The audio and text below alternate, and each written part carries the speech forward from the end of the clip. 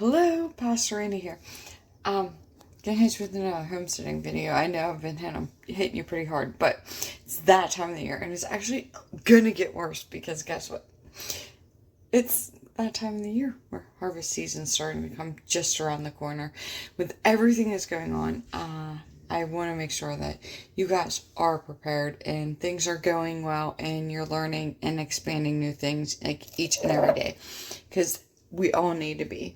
I just learned a fun fact that I was actually watching Doug and Stacy, huge fan.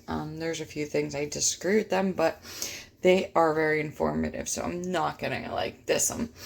But Doug was talking, and in World War II, they actually survived off the gardens, and they actually had little flyers and posters and stuff oh, it's the gardens that kept everybody going in World War II. So if you're not gardening, you need to learn how, because it could possibly save your life like it did in World War II, right?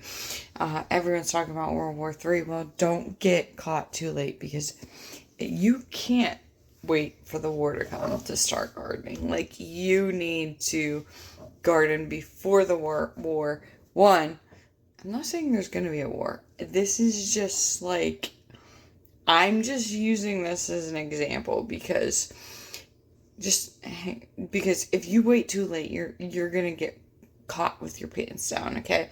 So the whole point of this is you can't wait until the war happens. You have to be prepared, because if you wait for the war to happen, right? One, you're not gonna have enough knowledge to garden. Just facts. Two, a lot of things take a while to harvest. They just don't harvest overnight. For example, my garlic, I planted it in the fall. It's not ready until July or August, but I planted it October, November. Just one example. And so I have that harvest coming in July or August, and then I have more stuff coming in the fall, or right after that around September, October, and then there's more October, November that I planted in the spring. So there's constant once July hits, we're constant. And I notice raspberries are coming up. I'm so excited. I can't wait. I'm hoping to go pick some raspberries tomorrow. But yes, I'm excited. I'm going to beat the birds this year to the raspberries, because I found some. I found a big patch, and I'm so excited. Also, mullen's getting ready. Pretty soon, I'm going to be picking some more mullen, and then we'll mess around with that a little bit. And that's part of foraging, learn how to forage some stuff. But in the meantime, garlicscapes. This is something new that I just expanded into my homesteading world, and I'm so excited. And we were fasting, Pastor Rick was. I'm kind of off of it a little bit. I'm on it, off, and yeah. So everybody at the church, we're all doing something different. Sometimes we're 2 days on, 2 days off. Some of us are 24 hours, we're only eating once. Some of us are 6 to 6, and Pastor Rick's pure liquid. So it just depends on who's mowing grass, who's not mowing grass, and a bunch of other stuff. There's a lot of factors playing in here. But we are fasting. We are diving into the Lord. We are diving into prayer. So I couldn't do a lot with the garlicscapes. What I mean by that is I really couldn't use them to cook with or stir fry like I wanted to, but I was able to into an oil, which is great. And as you can see, I had this plastic, because what I did, if you missed the post on Facebook, is you put this in the jar, the garlicscapes, with the oil, and then you put the plastic over it, because you don't want the oil. The oil will do funky stuff with the lids, and you don't want that. So you always put the plastic. You had to put this in the fridge for a week. So it's been in there for a week.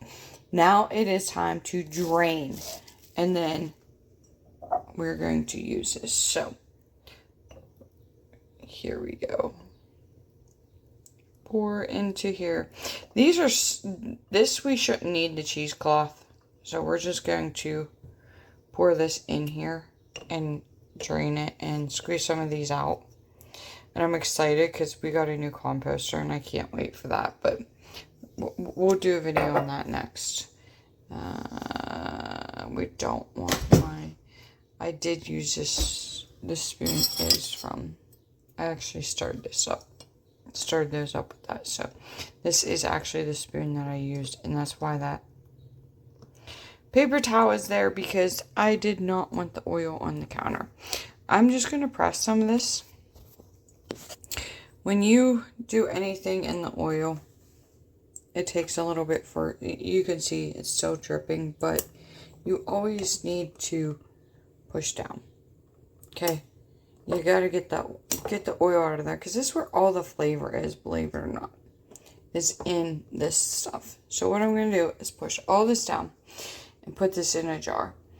And then I will put the saran wrap back in it. Make sure you use a glass jar. That's number one.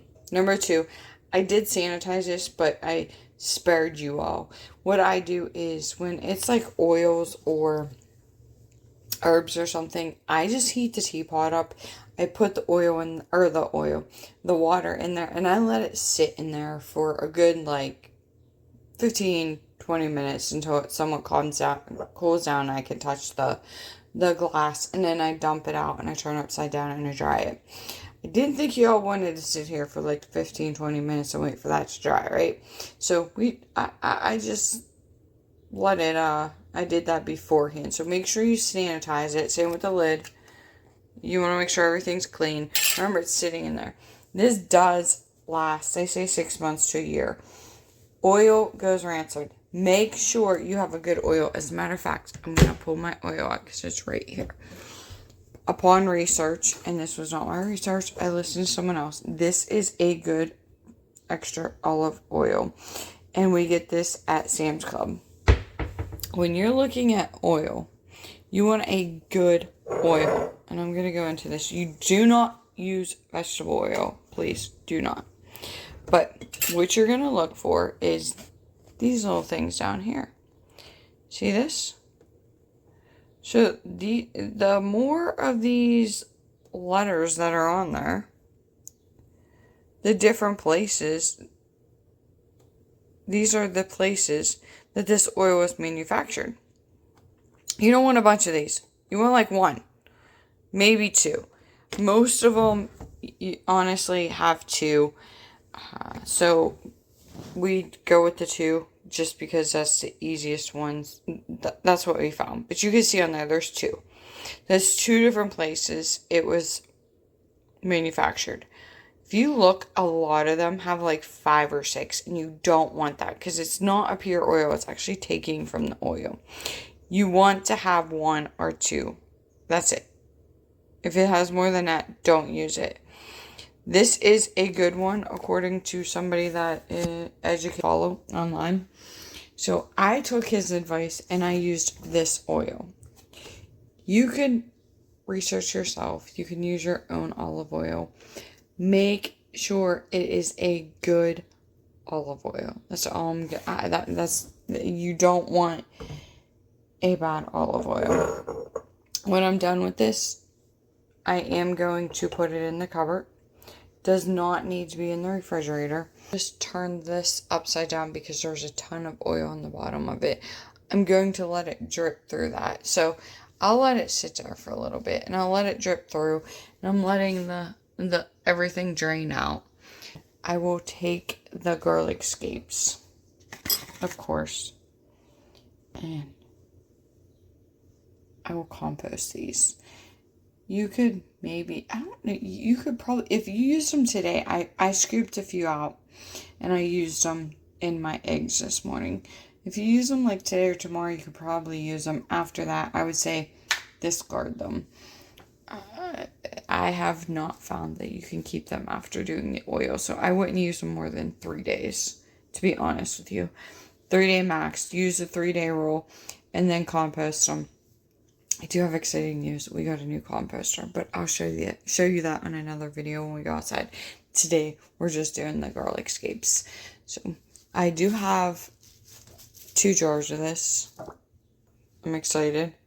Hopefully, that'll all fit in 1 jar after I get rid of those. And we'll have some oil for a while. This oil, it will actually use the oil. What's exciting, we'll use this oil for eggs, potatoes, anything that you use regular oil with that you want some flavoring. I might add a little bit of seasoning and do a dipping sauce in it later on. We can't have bread right now because of the fast, so that is going to have to wait. But it smells phenomenal. Believe it or not, it does smell garlicky. So this is garlic oil, and you can use it for salad dressing also, like to make an oil for the salads and add some herbs to it. So you can do it in your salads. You could fry with it. You could cook with it. You could put it, chicken. You could use it for, mostly I'll do potatoes and eggs, but our stir fry, grilled, or which we do a lot of. We'll actually roast some vegetables. I'll put that on my roasted vegetables and put it in the oven. So we will use this. I'm excited. I love flavored oil. I'm going to give a little bit to Max and Mia to try because they actually go to a place and buy this, and I want to. Right, so I was actually talking to y'all about this garlicscapes oil, and my phone froze. So I'm going to finish it. There's the oil. I've got it finished. It's all drained. I'm going to let Max and Mia try it, see how it is, since they're like big into buying garlic oils that are seasoned or flavored, and see what they say. In the meantime, I'm going to put on some of my eggs or some potatoes and eggs and use it and see how it tastes, because this is my first time and I'm just excited that I was able to do it, and I discovered something new. I love just discovering stuff that's new. So this is my new adventure. I'm gonna put it on some potatoes. I tried it on a little bit of eggs and it was actually pretty tasty. So we're gonna try it on some potatoes. Those are always the key factor. And I say that because if you want to know what something really tastes like, I feel like potatoes does it, because potatoes is kind of like a bland taste and you can really taste stuff. So I'm going to try it with some potatoes. It smells delicious, and I know I did this, but I want to reiterate it. When you have oil, always put plastic down, because this it causes it to rust in that, and it will cause this to go rancid. Oil does go rancid fairly easy. Keep it in a dark place, a cool place. This is good for about a year, only a year. Make sure you use it. You don't want to make too much of your oils. And happy eating when you decide to make some oils. Make sure you use them. Don't hoard them. And we're going to get into some other stuff you can do with some oils when you use them as flavored, or when you infuse stuff inside of them. But right now we're just on the garlicscapes. The next one is going to be really exciting. I can't wait to show you what we're doing then. But this here is your garlicscape tips. And sorry that the video crashed, but I put them together and I finished what I was saying because my phone shut down and I lost you. I'm sorry. But I'm back for 2 minutes, giving you an ending, making sure I tell you, love you, I'm excited. Try this. Let me know how it goes if you do make some. If you have garlicscapes. If not, use this for future reference, because if you don't have any, I'm sure you will. My garlic, I'm so excited. I do know once I master something, I just like plant more, and I did that with potatoes. Did that with beans this year, and I planted the same amount of fennel as I did last year. I didn't multiply that, but I will be growing more garlic. That much, I will say. I didn't even harvest it yet, but just looking, I'm like, I need more garlic. And I have a plan next year already that I'm writing down, because I have a garden journal, and there will be more garlic, especially after I found the garlicscapes. So I'm very excited. And there will be more garlic next year. So this fall, we're planting more garlic. I can't wait. Have a blessed day. Love y'all.